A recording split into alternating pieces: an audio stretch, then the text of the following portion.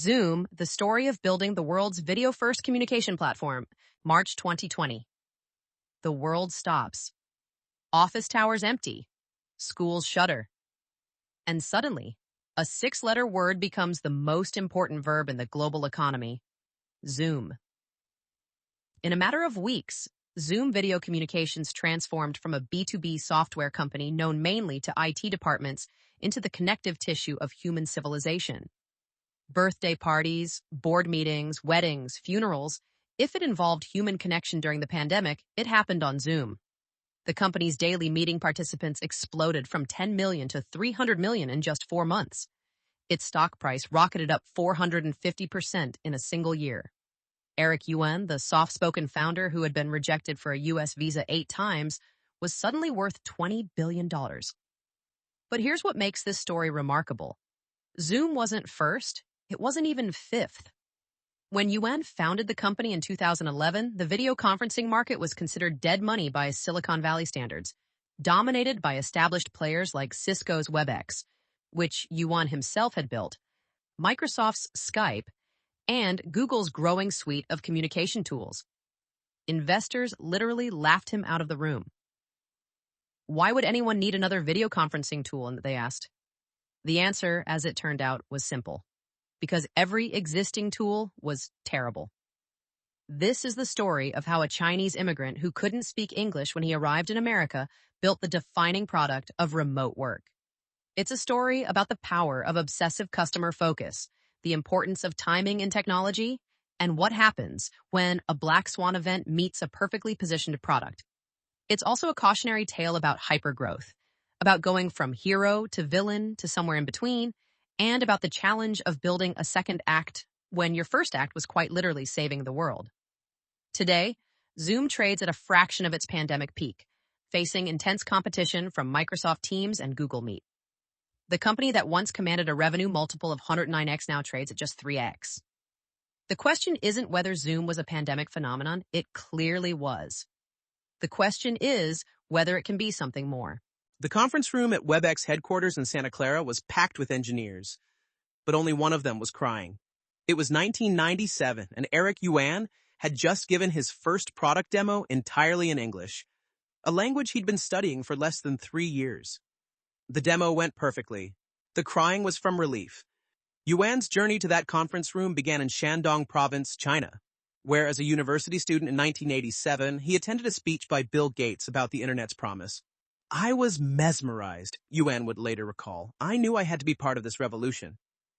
But wanting to go to Silicon Valley and actually getting there were vastly different challenges. Between 1995 and 1997, Yuan applied for a U.S. visa 8 times. 8 rejections. Each rejection meant months of waiting, thousands of dollars in fees, and explanations to family members who wondered why he kept trying. The 9th attempt, in 1997, finally succeeded. Yuan arrived in Silicon Valley at age 27 with broken English but fluent C++. He joined WebEx as one of its first 20 engineers, hired by founder Subra Er, who saw something special in the determined young coder who had tried 9 times to reach America. But Yuan brought more than just coding skills to WebEx. He carried with him a deeply personal understanding of distance and connection. As a freshman at Shandong University of Science and Technology, Yuan regularly took 10-hour train rides to visit his girlfriend, now his wife, in another city. I detested those rides, he remembered. 10 hours each way, standing room only, terrible food. I would sit there imagining, what if I could just beam myself there? What if distance didn't matter? This wasn't just romantic daydreaming. Yuan understood viscerally what economists call the distance penalty, the human and economic cost of physical separation, and he believed technology could eliminate it. At WebEx, Yuan quickly distinguished himself. While other engineers focused on features, Yuan obsessed over customer calls. He joined support sessions, listened to complaints, watched usage patterns. By 2000, he was VP of Engineering. When Cisco acquired WebEx for $3.2 billion in 2007, Yuan had built one of the most successful enterprise software products of the decade. His compensation package at Cisco reached very high 6 figures. He had, by any measure, made it in America. Yet something gnawed at him. Despite WebEx's financial success, Yuan noticed a troubling pattern. When I talked to customers about WebEx, I did not see a single happy customer, he observed. The product had grown bloated, complicated, expensive. Installation required IT support. Joining a meeting meant downloading plugins, entering access codes, waiting for the host. The very tool meant to save time was consuming it. Yuan spent 2010 trying to convince Cisco's leadership to rebuild WebEx from scratch. Make it mobile first, he argued. Make it so simple my parents can use it. Make it actually enjoyable. The response was always the same. Eric, you are wrong. The future is our existing architecture. Video is about something else. After a year of failed persuasion, Yuan made a decision that would seem insane to most people with a high six-figure salary at Cisco. He quit. But he didn't quit alone. 40 WebEx engineers, many of whom Yuan had hired and mentored, decided to follow him. They didn't know what they were building yet. They only knew that Eric Yuan had never led them astray before. It wasn't logical, one of those engineers later reflected. We were leaving Cisco to compete with Cisco. We were leaving stable jobs to build something in a market everyone said was dead. But Eric had this vision of what communication could be, should be. And honestly, we were all sick of using WebEx too. The rejection came quickly, professionally, and with a hint of condescension. Eric, we love you, but video conferencing is a commodity business now. The Sand Hill Road venture capitalist explained, sliding Yuan's pitch deck back across the conference table. Between Cisco, Microsoft, and Google, the market is sewn up. We're not interested. It was June 2011, and Yuan had heard variations of this rejection from dozens of VCs. His company, temporarily named SASB Inc., a name so forgettable that even Yuan struggled to explain it, consisted of 40 engineers working out of a small office in Santa Clara, burning through their savings to build a video conferencing product no investor wanted to fund. The VC rejections stung, but they contained a kernel of truth. The market did appear saturated. Cisco WebEx dominated enterprise. Skype owned consumer. Google was giving away Hangouts for free. Microsoft had Link. By conventional wisdom, starting a new video conferencing company in 2011 was like starting a new search engine to compete with Google. Technically possible, but strategically foolish. But Yuan had an insight these VCs missed. He didn't see video conferencing as a market. He saw it as a broken user experience hiding inside successful businesses. Every single one of these products was built for a different era, Yuan explained to anyone who would listen. They were built when bandwidth was scarce, when computers were desktops, when IT departments controlled software. That world doesn't exist anymore. Unable to convince traditional VCs, Yuan turned to his network. Dan Scheinman, Cisco's former senior VP and general counsel, had watched Yuan build WebEx from the inside. When Yuan approached him for funding, Scheinman didn't hesitate. I wrote him a check for $250,000 on the spot, Scheinman recalled.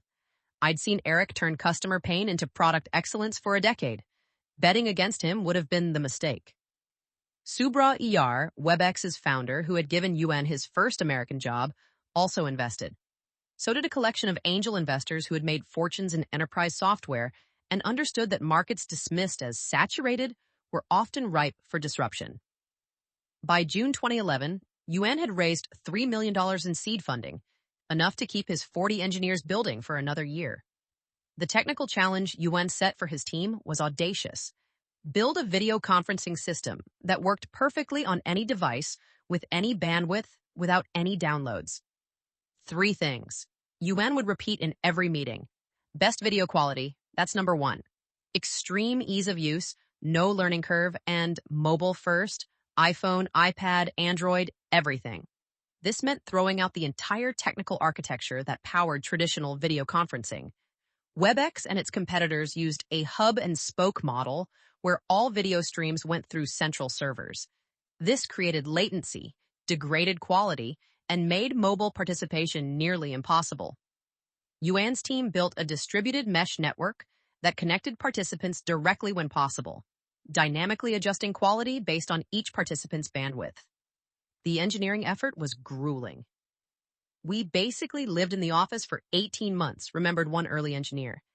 Eric would be there at 6 a.m. and leave at midnight. Not micromanaging, just obsessing over every pixel, every millisecond of latency, every step in the user flow. In May 2012, as the product neared beta, the company needed a new name. SASP was a non-starter for a consumer-friendly product. Yuan's children were reading Thatcher Hurd's book Zoom City at the time, about a world where everything moves fast. The name clicked immediately. Zoom. It suggested speed, simplicity, forward movement. It was also, crucially, a verb. You could Zoom someone the way you could Skype them. September 2012 marked the beta launch. The product supported up to 15 video participants, worked flawlessly on mobile devices, and required nothing more than clicking a link to join. No downloads, no plugins, no access codes. Just click and you're in. Stanford University signed on as Zoom's first customer in November 2012, a crucial validation. If Stanford's tech-savvy community embraced Zoom, it would signal to the broader market that this wasn't just another video conferencing tool. The official launch came in January 2013, accompanied by a $6 million Series A round from Qualcomm Ventures, Yahoo founder Jerry Yang, and the same angels who had believed early. The funding valued the company at roughly $24 million, respectable but not spectacular. Version 1.0 supported 25 participants and included features that would become Zoom signatures, virtual backgrounds, screen sharing with annotation, and cloud recording. The early metrics were promising but not explosive. First month, 400,000 users. By May 2013, 1 million users.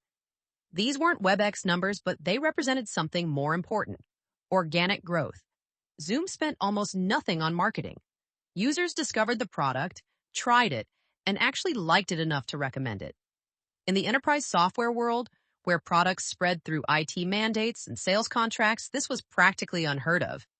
We knew we had something when customers started sending us thank you notes, Yuan recalled. Not support tickets, thank you notes. One customer wrote, "I actually look forward to video meetings now." When has anyone ever said that about enterprise software? The email arrived at 11:47 p.m. on a Tuesday night in September 2013. Eric, we need to talk about breakout rooms. The message from a Harvard Business School professor began. My entire case study method depends on small group discussions. Without this feature, I can't use Zoom for my classes, and neither can thousands of other educators. Yuan was still in the office as usual. He immediately forwarded the email to his head of product with a note, "Priority number 1, whatever it takes." This interaction captured the essence of Zoom's early growth strategy: obsessive responsiveness to customer needs, especially from use cases Yuan hadn't initially imagined. The company had built Zoom for business meetings, but users were pulling it in unexpected directions: education, healthcare, social gatherings. Rather than forcing users into a predetermined box, Yuan decided to follow them. By June 2013, just 6 months after launch, Zoom had hosted 400,000 meetings across 2,500 cities. The geographic distribution was telling. This wasn't just Silicon Valley tech companies experimenting with a new tool. Insurance agents in Iowa were using it for client consultations. Doctors in India were conducting remote patient visits. Church groups in Alabama were holding Bible studies. The universality of the use cases suggested Zoom had tapped into something fundamental: the human need for face-to-face connection, regardless of distance. The Series B funding round in September 2013, led by Li Ka-shing's Horizons Ventures, injected $6.5 million into the company. Li Ka-shing, Asia's richest person at the time, rarely invested in early-stage American software companies. His involvement sent a signal. Zoom wasn't just disrupting an American market, but solving a global problem. The numbers by early 2015 validated this thesis. 40 million users, 65,000 organizations subscribed, 1 billion meeting minutes. For context, it had taken Skype nearly 5 years to reach 100 million users. Zoom was on pace to beat that significantly. The Series C round in February 2015 brought in $30 million from Emergence Capital, with additional participation from Qualcomm Ventures, Jerry Yang, and Dr. Patrick Soon-Shiong. But growth revealed new challenges. As meeting sizes increased, the technical architecture needed constant refinement. The October 2015 release of version 2.5 pushed the participant limit to 50, then to 1,000 TARs for business customers. This wasn't just a number change. It required fundamental rewrites of how Zoom handled video routing, bandwidth optimization, and screen layout. The breakout rooms feature, launched in December 2015 after that late-night email from Harvard, exemplified Zoom's product philosophy. The feature allowed meeting hosts to split participants into smaller groups for discussions, then bring everyone back together, mimicking the physical world experience of stepping into side rooms during a conference. It was complex to build but simple to use, with drag-and-drop assignment and automatic timers. Most companies would have said, "That's an education-specific feature, we'll put it on the roadmap for next year," observed an early product manager. Eric's response was, "If educators need it today, we build it today." That urgency permeated everything. Virtual backgrounds, introduced in July 2016, seemed almost frivolous compared to breakout rooms, but it revealed Yuan's understanding of a deeper truth. Video calls were performative acts. People worried about their messy bedrooms, their barking dogs, their children wandering into frame. Virtual backgrounds weren't just fun. They were liberating. They gave users control over their professional presentation. The technical achievement was remarkable. While competitors required green screens for background replacement, Zoom's implementation used advanced computer vision to work with any background. The feature consumed minimal CPU, maintaining video quality even on older devices. It was engineering excellence in service of a seemingly simple feature. By January 2017, when Sequoia Capital led a $100 million Series D round at a $1 billion valuation, Zoom had achieved unicorn status.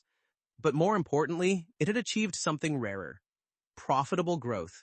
While most unicorns burned cash to acquire users, Zoom's efficient customer acquisition meant it was already cash flow positive. Carl Eschenbach, the Sequoia partner who led the investment, had seen hundreds of enterprise software companies as former president of VMware. His assessment was unequivocal. Zoom has cracked the code for delivering effortless collaboration by providing the first product built from scratch with video in mind. This isn't iteration, it's innovation. The numbers backed him up. Zoom's Net Promoter Score, a measure of customer satisfaction, stood at 69 compared to the software industry average of 30. Customer retention exceeded 90%. The company was adding thousands of enterprise customers without a traditional enterprise sales force. Yuan's approach to customer service during this period became legendary. He personally responded to customer complaints on social media. He gave out his personal email address at conferences. When a customer threatened to cancel their subscription, Yuan would often call them directly to understand why. "I'm not trying to save every customer," he explained. "I'm trying to understand every problem." This obsessiveness extended to the company culture. Zoom's headquarters in San Jose featured a wall of customer testimonials, but also a wall of shame, displaying the worst customer complaints each month. Engineers were required to spend time in customer support rotations. Product managers had to watch recordings of actual customer meetings to understand usage patterns. The international expansion during this period happened almost accidentally. Zoom didn't have international offices or localized marketing, but the product's simplicity transcended language barriers. A Japanese company could schedule a Zoom meeting with Brazilian partners without either side needing instruction manuals. By 2017, over 20% of Zoom's revenue came from outside the United States, despite minimal international investment. "We didn't expand internationally," Yuan reflected. "Our customers did it for us. They'd use Zoom with international partners, and those partners would become customers. It was the most efficient global expansion strategy possible. Let the product sell itself." The Morgan Stanley bankers sat in Zoom's conference room, their pitch decks untouched. Eric Yuan had just shown them something they'd never seen in decades of taking tech companies public: a profitable growth company that didn't need their money. It was late 2018, and Zoom's S-1 filing would soon reveal numbers that defied Silicon Valley logic. Revenue had grown from $60 million in 2017 to $151 million in 2018, and it was on track to hit $330 million in 2019. The company was projecting $540 million for the upcoming fiscal year, but here was the kicker. While revenue grew 118% year over year, Zoom had actually made money, $7.58 million in net income. You have to understand how unusual this was. explained a banker involved in the IPO process. We were used to companies burning $100 million plus a quarter to grow half as fast. Zoom was printing cash while tripling revenue. It broke our models. The efficiency came from Zoom's unique go-to-market strategy. While competitors like Microsoft and Cisco relied on expensive enterprise sales teams, Zoom had perfected what Yuan called land and expand through happiness. The S1 revealed a stunning statistic. 55% of Zoom's 344 customers contributing more than $100,000 annually had started with at least one free host before subscribing. Think about that math. A free user tries Zoom for a team meeting. They like it, they get their team on it, the team likes it. IT gets inquiries about officially supporting it. Within months, a free user has transformed into a six-figure enterprise contract without a single sales call. The sales efficiency metrics were unprecedented. Zoom's sales and marketing spend as a percentage of revenue was just 33%, compared to 50 to 75% for typical SaaS companies. Customer acquisition cost payback period was under 12 months. The Rule of 40, a SaaS metric combining growth rate and profit margin, exceeded 100, nearly triple the benchmark for elite software companies. On April 18, 2019, Zoom went public at 36 per share, valuing the company at $9.2 billion. Yuan had priced the IPO conservatively, wanting long-term investors rather than quick flips. The strategy backfired spectacularly, or succeeded beyond imagination, depending on your perspective. The stock opened at 65 surged to a high of 66 and closed the first day at 62, a 72% gain. Zoom's market cap ended the day at $15.9 billion. Yuan, watching from the NASDAQ floor, seemed genuinely bewildered by the frenzy. "We just wanted to build a good product," he told reporters. "The rest is noise." But the IPO revealed something deeper about Zoom's business model that public market investors immediately grasped. This was a rare combination of product-led growth, network effects, and gross margin expansion. The company's gross margins had improved from 79.8% to 81.2%, as scale improved unit economics. Every additional customer made the service better and more profitable. The customer concentration numbers told another story. No single customer represented more than 2% of revenue. The top 10 customers combined were less than 10%. This wasn't enterprise software dependent on a few large contracts. It was a distributed, resilient revenue base spanning from Fortune 500 companies to local flower shops. The platform expansion strategy was already visible in the numbers. While video conferencing remained the core product, Zoom had quietly launched Zoom Phone in 2019, targeting the $50 billion unified communications market. Early adoption was promising. Several thousand companies had already switched their entire phone systems to Zoom. The IPO wasn't about the money, Yuan emphasized in interviews. We had money. It was about transparency, about showing the world our numbers, about being accountable to more than just ourselves. This transparency would soon prove both blessing and curse. The international growth story embedded in the S1 was remarkable. Without international offices, without localized sales teams, Zoom had achieved 20% international revenue mix.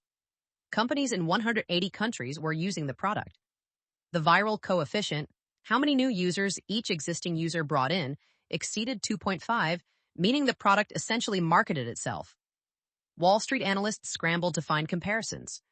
The closest analog was perhaps Atlassian, another product-led growth story, but even Atlassian hadn't achieved profitability this early. Some compared it to Salesforce's early days, but Salesforce had required massive sales investment. Zoom had seemingly solved the enterprise software paradox: how to achieve enterprise scale with consumer simplicity.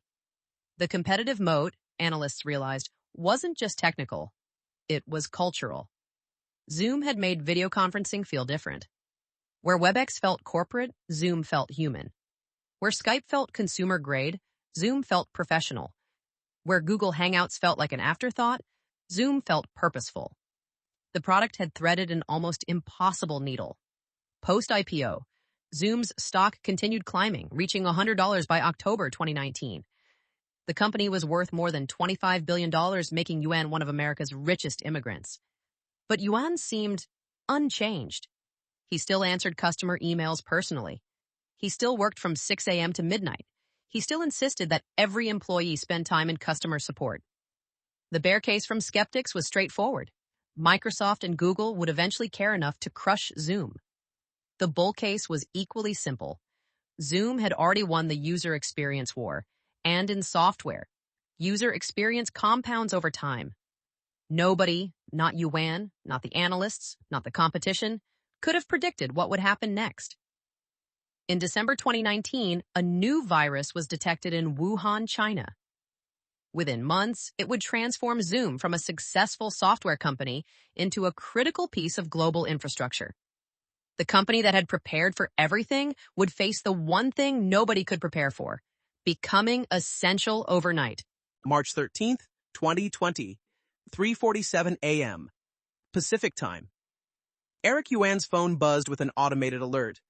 Zoom's servers were approaching capacity. He checked the dashboard from his bedroom. Daily meeting participants had just crossed 100 million, up from 10 million in December.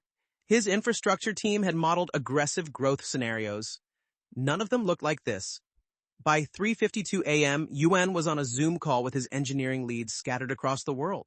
The question wasn't whether they could handle the load. They had to. Schools were closing globally. Governments were issuing shelter-in-place orders. Entire economies were shifting online overnight. If Zoom failed now, it wouldn't just lose customers, it would fail humanity at its moment of greatest need. We are now infrastructure, Yuan told his team. Like electricity, like water. We cannot go down. The numbers over the next 4 months defied comprehension. Daily meeting participants rocketed from 10 million in December 2019 to 200 million in March 2020, then to 300 million by April. For context, that's a 30x increase in 4 months, growth that should have taken a decade compressed into a season. The infrastructure challenge was staggering. Zoom added more server capacity in the first 2 weeks of March than it had in all of 2019. Amazon Web Services, Zoom's primary cloud provider, later revealed that Zoom had scaled up thousands of virtual machines per day during peak pandemic growth, one of the fastest expansions in AWS history. But the technical scaling, while impressive, wasn't the real story. The real story was cultural. Overnight, Zoom became a verb not just in English, but in dozens of languages. Grandparents who had never used a computer were suddenly Zooming with grandchildren. Courts conducted trials over Zoom. Couples got married on Zoom. The British Parliament debated on Zoom. Saturday Night Live broadcast from cast members' homes via Zoom. The second quarter 2020 earnings, announced in June, revealed the financial impact. Revenue of $328 million, up 169% year over year. The company added 265,400 enterprise customers with more than 10 employees, a 354% increase. If you had invested $10,000 in Zoom stock on January 1st, 2020, it was worth $55,000 by September, a 450% return during a global pandemic that crashed most stocks. Yet with great scale came great scrutiny. The term Zoom bombing entered the lexicon in March 2020, describing uninvited participants disrupting meetings with offensive content. The FBI issued warnings. School districts banned the platform. The New York Times ran a front-page story about Zoom's security flaws. The company that had been everyone's darling became, almost overnight, a privacy pariah. Yuan's response defined the company's character. Rather than deflect or minimize, he owned every failure. On April 1st, 2020, he published a blog post that began, "We recognize that we have fallen short of the community's and our own privacy and security expectations. For that, I am deeply sorry." Zoom immediately announced a 90-day feature freeze, dedicating all engineering resources to security and privacy. They hired Alex Stamos, Facebook's former security chief. They acquired Keybase, an encryption company. They implemented end-to-end encryption for all users, not just paid ones, a decision that cost millions but restored trust.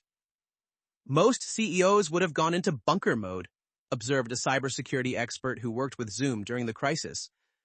Yuan went the opposite direction. Radical transparency, immediate action, personal accountability. He turned a potential company killer into a masterclass in crisis management. The business model evolution during this period was fascinating. While consumer usage exploded, Zoom's revenue remained primarily enterprise-driven. Free users didn't directly generate revenue, but they created an unprecedented marketing funnel. Every happy free user was a potential enterprise buyer once offices reopened. The lifetime value calculations became almost absurd. Acquire a user for free during the pandemic. Convert them to a $100,000 enterprise contract post-pandemic. The fiscal year ending January 31st, 2021, showed pandemic impact in full force. Revenue of $2.65 billion, up 326% from $623 million the previous year. The following year, even as pandemic restrictions eased, revenue grew another 55% to $410 billion. Zoom had gone from unicorn to decacorn to nearly hectacorn in 24 months. The human stories from this period were profound. Italian hospitals used Zoom to let COVID patients say goodbye to families. Teachers conducted classes from their cars because their home internet couldn't handle the load. A wedding in India connected 500 guests across 20 countries. The platform designed for business meetings had become the connective tissue of human society. Yuan himself became an unlikely celebrity. His net worth exceeded $20 billion by late 2020. Time magazine named him Business Person of the Year. But he seemed uncomfortable with the attention, repeatedly emphasizing that Zoom's success was bittersweet, born from global tragedy. The engineering achievements during this period deserve their own chronicle. Zoom rebuilt its entire encryption infrastructure while usage was surging. They added capacity for 300 million concurrent users while maintaining 99.999% uptime. They shipped features like end-to-end encryption, improved waiting rooms, and enhanced authentication, all while supporting 30x growth. "We were rebuilding the plane while flying it," recalled an engineering director, while it was on fire during a hurricane, with 300 million passengers aboard. On November 9, 2020, Pfizer announced its COVID vaccine was 95% effective. Within hours, Zoom's stock price fell from $500 to $403, losing nearly $40 billion in market cap in a single day. The market's message was clear: Zoom's pandemic boom was temporary. The question now was whether the company could maintain relevance in a post-pandemic world. Yuan, characteristically, was already thinking ahead. The pandemic accelerated digital transformation by a decade, he said in a late 2020 interview. "We're not going back to 2019. The question isn't whether video communication remains important. It's how we evolve to serve the new hybrid world." The Zoom all-hands meeting in February 2023 had an ironic setting. Eric Yuan was delivering devastating news via the very platform his company had built. "We have made the tough but necessary decision to reduce our team by approximately 15%, he announced to employees worldwide. About 300 people would lose their jobs. The company that had defined remote work was now suffering from its normalization. The numbers told a stark story. After growing 326% in fiscal 2021 and 55% in fiscal 2022, Zoom's revenue growth had hit a wall. Fiscal 2024 revenue of $4.3 billion represented just 3% growth, essentially flat when adjusted for inflation. The stock market's verdict was brutal. From a peak revenue multiple of 109x in 2020, Zoom now traded at just 3x revenue, a 97% collapse in valuation multiple. But the competitive landscape had shifted even more dramatically than the numbers. Microsoft Teams, bundled free with Office 365, had grown to 280 million users. Google Meet, once an afterthought, was now deeply integrated into Google Workspace. Slack added video. Discord expanded beyond gaming. Facebook launched Messenger Rooms. Everyone wanted a piece of the video communication market that Zoom had validated. "The bundling threat was existential," explained a former Zoom executive. "Imagine competing with Microsoft when they give away your core product free with software every enterprise already owns. It's like competing with Internet Explorer in the 1990s, except Microsoft learned from their antitrust mistakes." Yuan's response was to transform Zoom from a video conferencing company into what he called an AI-first work platform. The company positioned AI as central to its strategy, with Yuan declaring Zoom's mission to be delivering an AI-first platform for human connection. The centerpiece of this transformation was AI Companion, an AI personal assistant available at no additional cost with paid services. The AI Companion rollout represented a fundamental rethinking of Zoom's value proposition. The assistant could automatically detect action items across meetings, chats, emails, and docs, provide suggestions for next steps, and execute tasks on users' behalf. Features included generating next steps from meeting summaries, summarizing unread messages in chat channels, and recapping email threads without reading every message. "We're not competing on video quality anymore. Everyone has good enough video now," explained a Zoom product manager. "We're competing on intelligence, on making meetings actually productive rather than just possible." The platform expansion strategy accelerated. Zoom Phone, launched in 2019, had grown to millions of users by 2024. Zoom Rooms transformed conference rooms into smart collaboration spaces. Zoom Events targeted the virtual events market that had exploded during the pandemic. The goal was to make Zoom indispensable beyond just video calls, to own the entire communication stack. But the market remained skeptical. Despite the AI innovations and platform expansion, revenue growth stayed anemic. The stock price, which had peaked at $588 in October 2020, traded below $70 by mid-2024, a destruction of over $150 billion in market value. The cultural challenge was equally profound.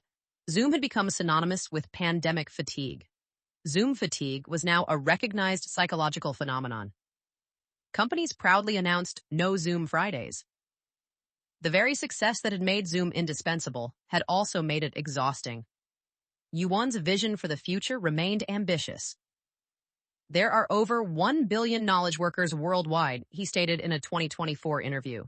"Our goal is to connect all those 1 billion knowledge workers with the Zoom platform." But achieving that goal meant competing not just with Microsoft and Google, but with the human desire to return to in-person interaction. The February 2023 layoffs marked a painful acknowledgement of reality. After growing from 2,000 to 8,000 employees during the pandemic, Zoom had to right-size for a world where growth came in single digits, not triple digits.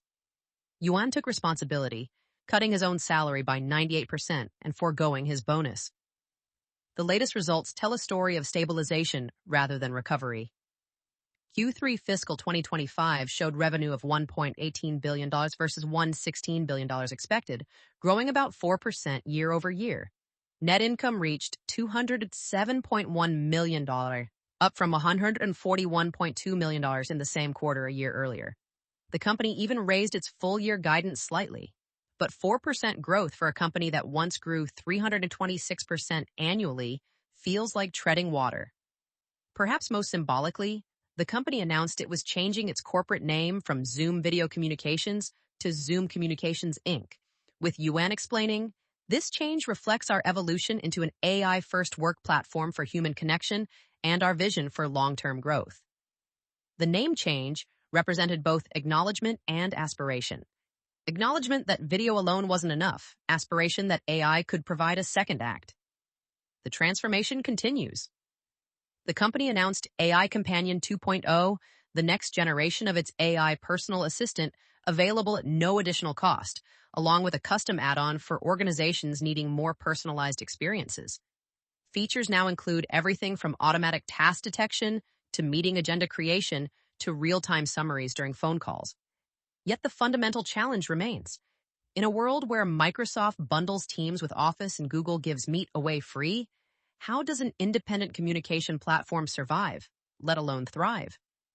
Yuan's bet is that focused innovation and superior user experience will continue to matter. History suggests he might be right. After all, Zoom shouldn't have succeeded the first time either. The conference room at Sequoia Capital was silent as Eric Yuan finished explaining Zoom's unit economics to the partners. It was 2016, and Yuan had just revealed something that seemed impossible.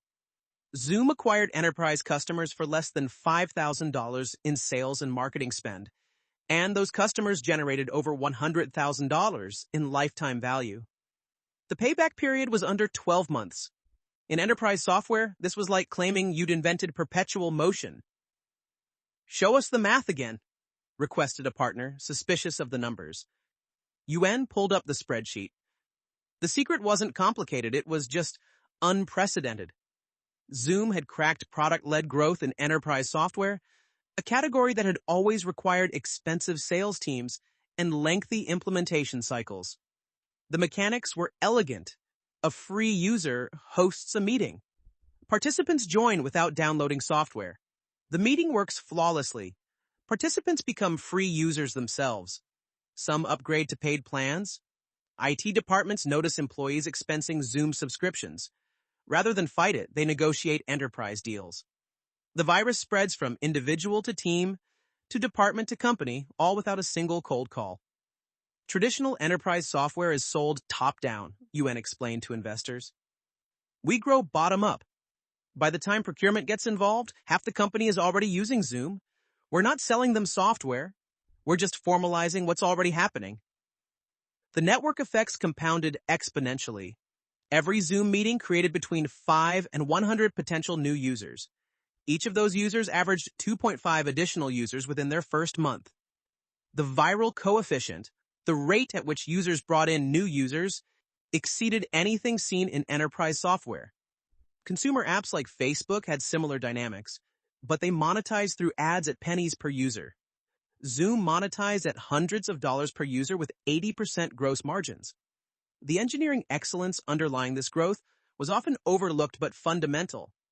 Building reliable video conferencing is genuinely, technically hard.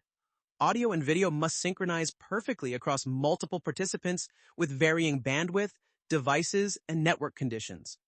A 100 millisecond delay makes conversation feel unnatural. A 500 millisecond delay makes it unusable. Zoom consistently delivered sub-50 millisecond latency even on congested networks. The technical architecture was revolutionary. Traditional systems used centralized servers that became bottlenecks. Zoom built a distributed mesh network that connected participants peer-to-peer when possible, falling back to relay servers only when necessary. The system dynamically adjusted quality based on each participant's bandwidth. One person's poor connection didn't degrade everyone else's experience. We spent 2 years just on audio, recalled an early engineer. Eric would make us test calls from coffee shops, airports, moving cars. If the audio wasn't perfect, we'd start over. He'd say, "Nobody forgives bad audio, nobody." This obsession with quality created a powerful moat. Competitors could copy Zoom's features, but replicating the underlying infrastructure required years of engineering and billions of meeting minutes of real-world optimization. By the time competitors caught up to Zoom's 2013 quality, Zoom had moved far ahead. The customer obsession culture amplified these advantages. Yuan's practice of personally calling unhappy customers wasn't just PR. It was intelligence gathering. Every complaint became a product improvement. Every churned customer became a learning opportunity. This created a feedback loop that accelerated product development beyond what traditional market research could achieve. Most companies do quarterly customer surveys, explained a former product manager. We had real-time customer sentiment from thousands of daily conversations.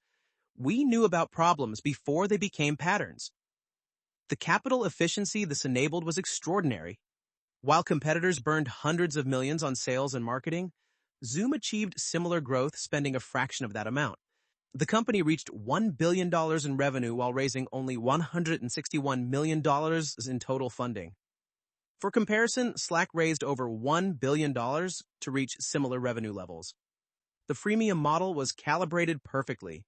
Free meetings were limited to 40 minutes, long enough to be useful, short enough to encourage upgrades for serious use.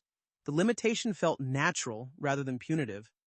Users understood they were getting tremendous value for free and happily paid when they needed more.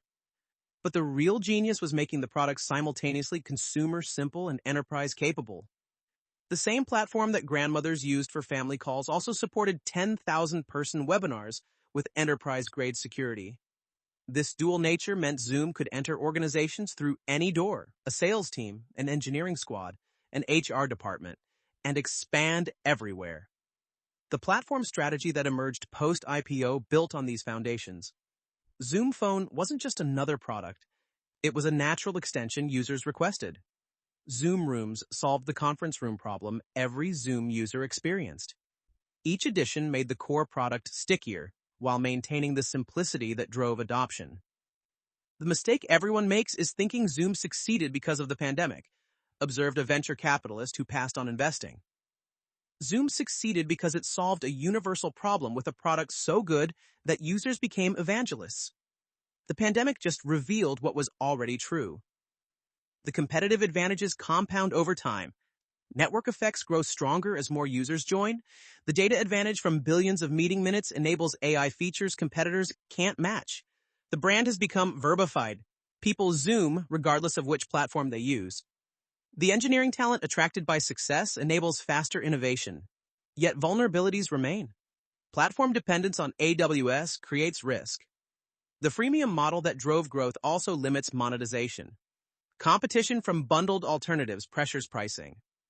The question isn't whether Zoom's advantages are real, they demonstrably are. The question is whether they're sufficient against competitors with infinite resources and distribution advantages. The Zoom board meeting in January 2020 was supposed to be routine. Review Q4 results, approve budgets, discuss the upcoming IPO anniversary. Then Yuan's phone buzzed with a text from the engineering team. Daily active users had just jumped 20% in 24 hours. The coronavirus was spreading in Asia, and businesses were sending employees home. This is either our biggest opportunity or our biggest crisis, Yuan told the board. Maybe both. What happened next became a masterclass in navigating a black swan event. But the lessons from Zoom's journey extend far beyond pandemic management. They form a playbook for building transformational companies in competitive markets. Lesson 1, timing isn't everything, but it's close. Yuan didn't time the market deliberately. He couldn't have predicted a pandemic. But he positioned Zoom at the intersection of 3 inevitable trends: cloud computing, mobile proliferation, and distributed work. When the forcing function arrived, Zoom was ready. The smartphone created a huge economy. The cloud created a huge economy, Yuan reflected. If you start a company, timing is very important. But you can't time precisely. You can only position yourself where multiple trends converge. The lesson for founders: don't try to time the market perfectly. Instead, identify multiple secular trends and build at their intersection. If any single trend accelerates, you win. If multiple trends accelerate simultaneously, you win big. Lesson 2, product quality is the ultimate differentiator. In a world of growth hacks and viral loops, Zoom's success came from something unfashionable, making a product so good that marketing became optional. Every competitor had more resources, better distribution, bigger brands. Zoom had better video quality, easier usage, greater reliability. We could have grown faster with aggressive marketing, Yuan admitted, but growing slower with a better product created a stronger foundation. When the moment came, we were ready to scale. The engineering time invested in seemingly minor details, reducing latency by 10 milliseconds, improving audio compression by 5%, compounded into insurmountable advantages. Competitors could match features, but couldn't match the accumulated optimization of billions of meeting minutes. Lesson 3, the power and peril of hypergrowth. Growing 30x in 4 months broke every assumption about scaling. Zoom had to add more servers in 2 weeks than in its entire history. Customer support went from handling thousands of tickets to millions. The company hired, onboarded, and trained hundreds of employees without ever meeting them in person. The conventional wisdom says hypergrowth kills companies through cultural dilution, operational chaos, and quality degradation. Zoom survived because its culture and systems were built for a distributed world before that world existed. The company didn't have to adapt to remote work. It was born there. But hypergrowth also created problems that persist today. Market expectations reset to pandemic levels. The talent hired during expansion didn't all fit post-pandemic reality. The stock compensation that seemed reasonable at $500 per share became problematic at $70. Lesson 4, building for enterprise. While keeping consumer simplicity. The fundamental tension in enterprise software is between power and simplicity.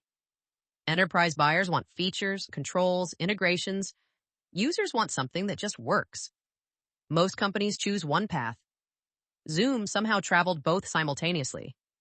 The key was radical prioritization. Every feature had to pass the parents test. Could Yuan's parents use it without instruction? If not, it was either simplified or hidden in advanced settings. This discipline forced elegant solutions to complex problems. Enterprise features are table stakes, explained a product manager. User experience is the differentiator. We won by making the complex appear simple. Lesson 5. Managing through a black swan event. When Zoom bombing threatened to destroy the company's reputation in April 2020, Yuan made a crucial decision: radical transparency.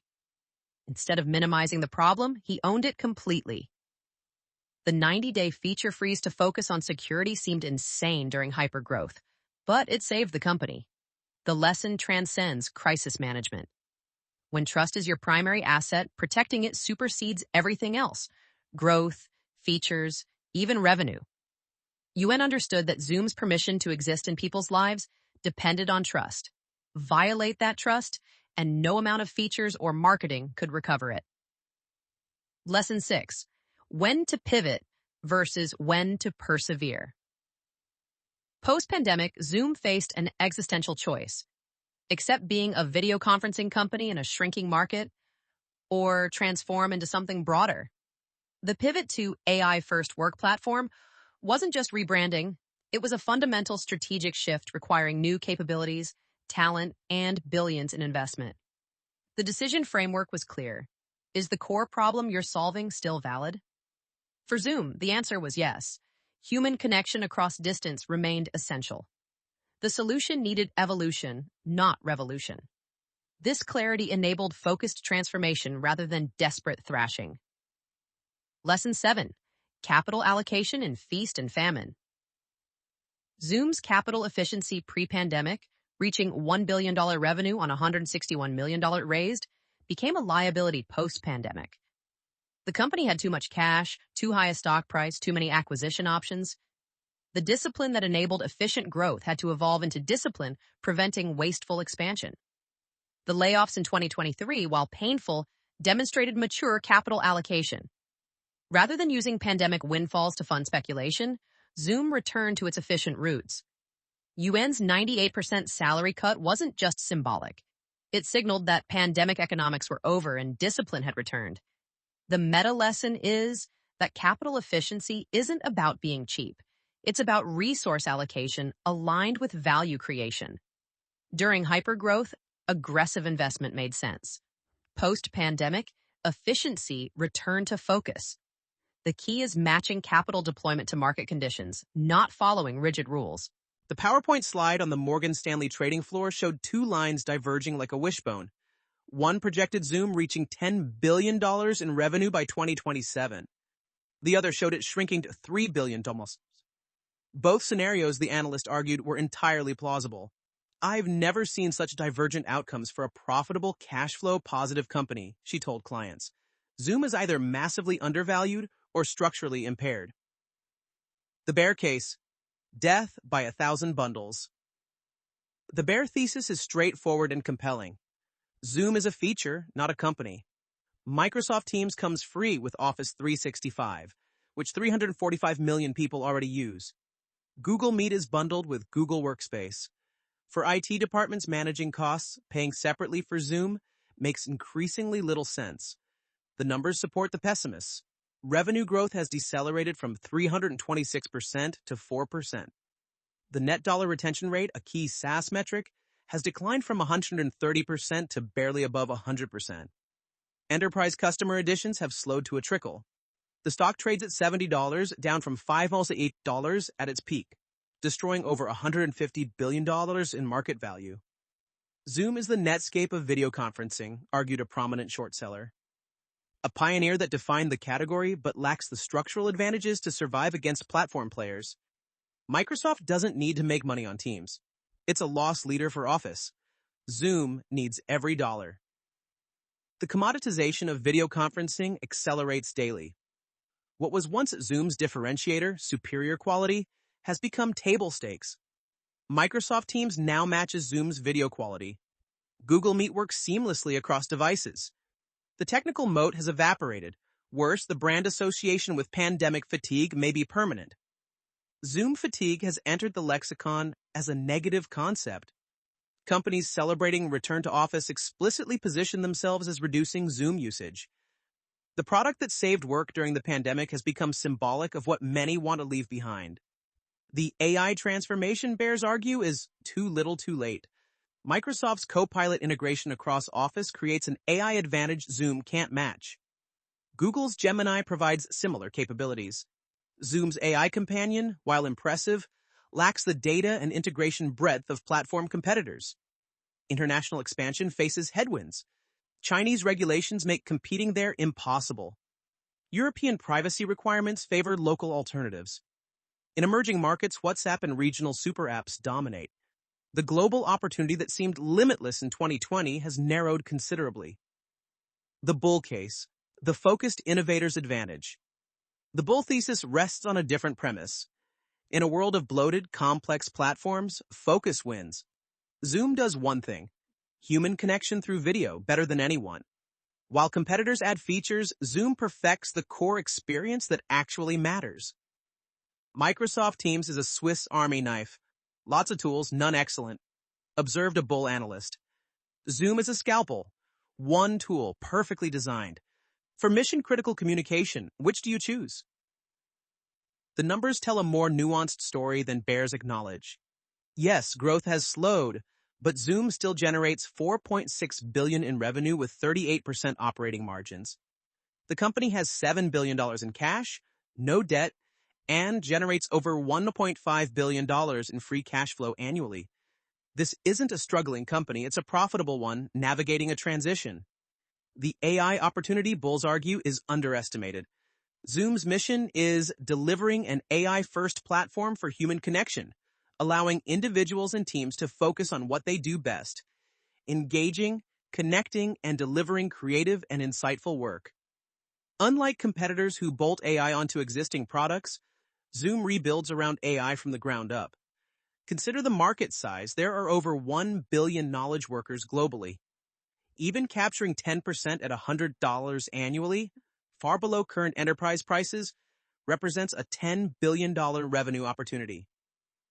The enterprise communication market exceeds $50 billion and growing. Zoom's current 10% share could double with proper execution. Hybrid work, bulls contend, is permanent. McKinsey research shows 58% of Americans work remotely at least one day weekly. That percentage approaches 80% for knowledge workers. The full return to office isn't happening. Companies need video communication infrastructure whether they admit it or not. The platform expansion shows promise. Zoom Phone has grown to millions of users despite launching years after competitors. Zoom Events captures virtual event spending that didn't exist pre-pandemic. Zoom Rooms modernizes the conference room experience. Each edition increases account value and switching costs. Customer loyalty remains strong despite competition. Enterprise customers grew to 190,400 in the latest quarter. Large customers spending over $100,000 annually increased 13.5% year over year. If Zoom were really being displaced by Teams, these numbers would be declining, not growing. The realistic path forward. The truth likely lies between extremes. Zoom isn't disappearing, but it's also unlikely to recapture pandemic valuations.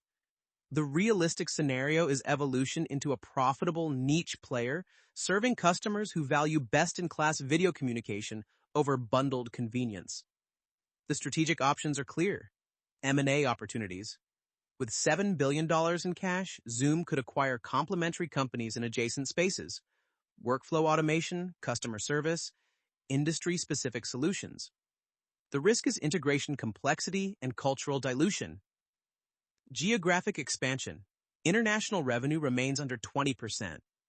Focused expansion in markets where U.S. tech giants face regulatory challenges could drive growth.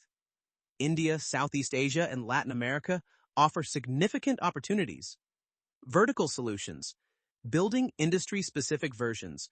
Zoom for healthcare, Zoom for education, Zoom for financial services, could command premium pricing and reduce commoditization risk. AI platform play.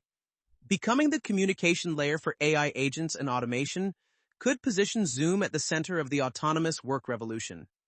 Imagine AI agents conducting meetings with humans dropping in as needed. The investment case depends on time horizon and risk tolerance. For value investors, Zoom trading at 15x earnings with $7 billion in cash looks compelling. For growth investors seeking the next doubling, better opportunities exist elsewhere. For long-term holders, the question is whether Yuan can execute a second act as successfully as the first. The museum exhibit opens in 2035. Communication in the digital age, reads the placard at the entrance. School children on a field trip wander through wearing whatever neural interface or AR glasses have replaced smartphones by then. They stop at a display showing a reconstructed 2020 era home office. External webcam precariously balanced on a monitor, ring light, acoustic panels, the archaeological remains of remote work's awkward adolescence. People used to sit in front of cameras for 8 hours a day, the guide explains. The children laugh. The idea seems as archaic as using a rotary phone, but one child asks a prescient question. Why did they do it that way? The answer, of course, is that Zoom and its competitors were solving for the wrong problem. They optimized for recreating in-person meetings digitally when they should have been reimagining communication entirely. The future of work won't be better video calls. It will be the elimination of video calls as we know them. Eric Yuan understands this, even if the market doesn't yet.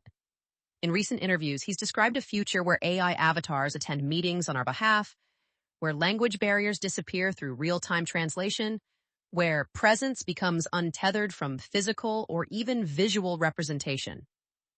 The ultimate goal, as he said, is not to make meetings better. It's to make meetings unnecessary. This vision explains Zoom's aggressive AI investments despite investor skepticism.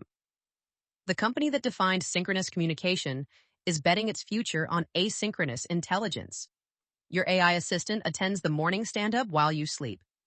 It negotiates contracts while you exercise. It synthesizes discussions across time zones and languages, presenting you with decisions rather than deliberations. The cultural impact of Zoom transcends business metrics. A generation of children attended Zoom school. Couples married over Zoom. Families said goodbye to dying relatives through Zoom. The platform became humanity's window during isolation, its lifeline during separation. No software company had ever been so intimately woven into the human experience. Yet this intimacy created impossible expectations. Zoom was supposed to replace human connection, but it could only approximate it. The uncanny valley of digital interaction, the slight delay, the missing peripheral cues, the exhaustion of performed presence, reminded us that mediated communication, however sophisticated, remains mediation.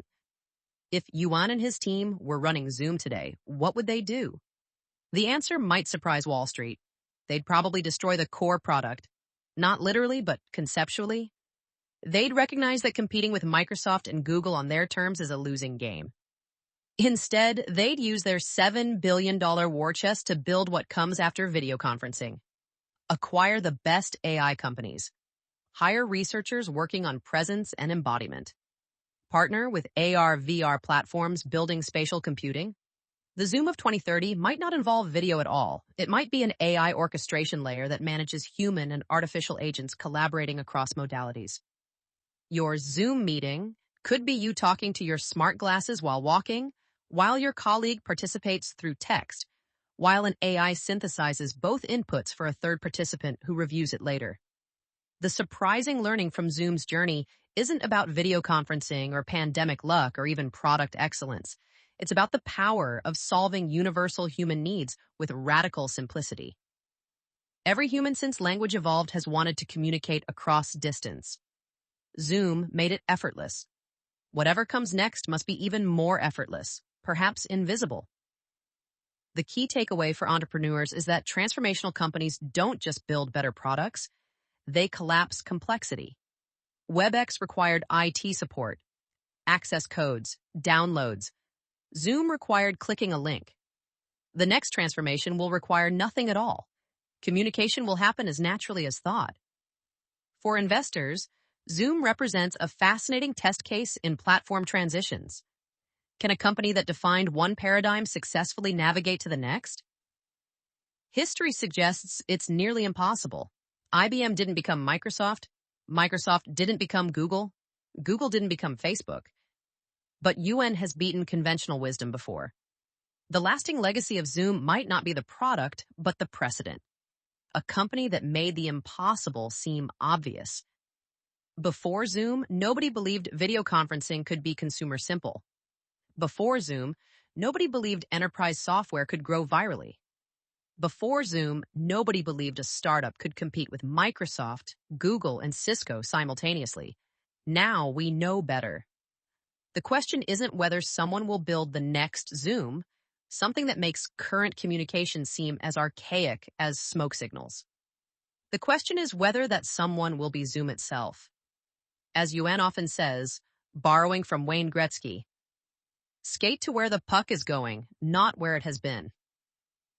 The puck is heading toward a world where physical and digital presence merge, where AI mediates most interaction, where communication happens continuously rather than in scheduled blocks.